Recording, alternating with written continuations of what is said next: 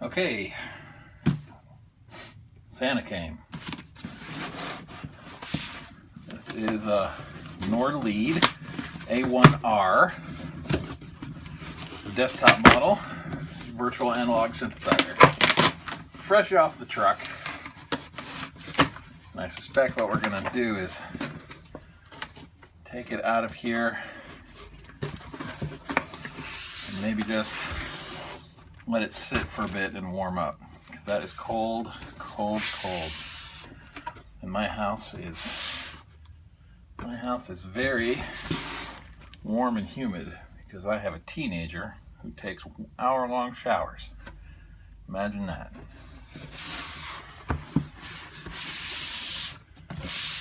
Let's just let that sit for a bit. Okay, let's see how cold this thing is now. Probably still too cold, but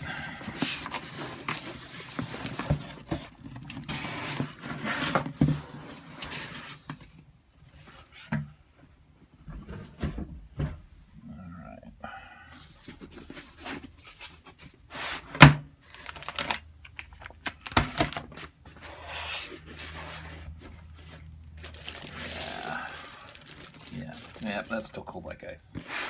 Let's leave it another half hour. Okay, this should be plenty warm at this point. Let's see.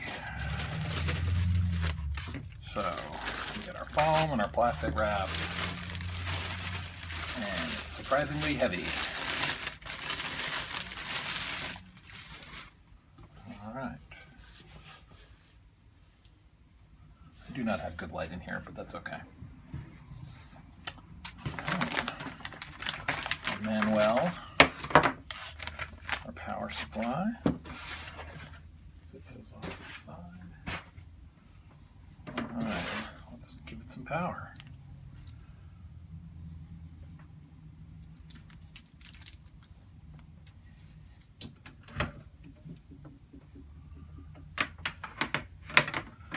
Actually, let's unwind the cable for a bit. All right, power cable, straightened down. It's about 8 feet long, maybe even 10. It's quite long. All right, now let's see if it is actually a Nord A1. Huh. Yeah, I can hear it. The camera probably doesn't pick it up, but the A1s, I don't know if it's the transformer or something in the power supply, it gives off an audible hum. It's not. This is much quieter than the A1 keyboard that I had before this, that I sent back because the hum was so loud. Much better. All right, let's get a control surface hooked up to it. Okay, here we go. I've got a control surface hooked up to it. Going through. I've got a Max for Live plugin in Ableton that I've built that lets me do patch changes from my control surface. And control a few things, but it works.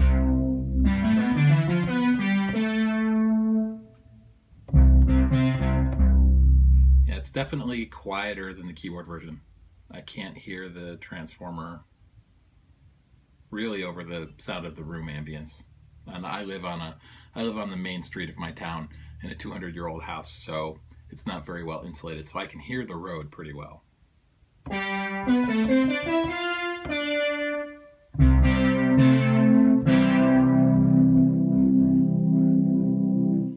getting distortion somewhere, but that's probably in my mixer. I haven't gain stage this correctly, but that's it. Super happy. Now just tweaks. See ya. Okay, actually I forgot two thing. One is I'm working, I use Ableton as my sort of, I use a push obviously, so I'm using Ableton for control surface. I use Max for Live. I'm a software developer by day, and I'm working on a Max for Live plugin specifically for the Nord Lead A1. Although it would be pretty easy to, it may just work with the Lead 4, and we could easily do it for other Nord Leads. But basically, it's a Max for Live plugin that you drop in a MIDI track, and it makes it easier to map certain performance parameters to your control surface. And one of the other nice things it does is as you move through your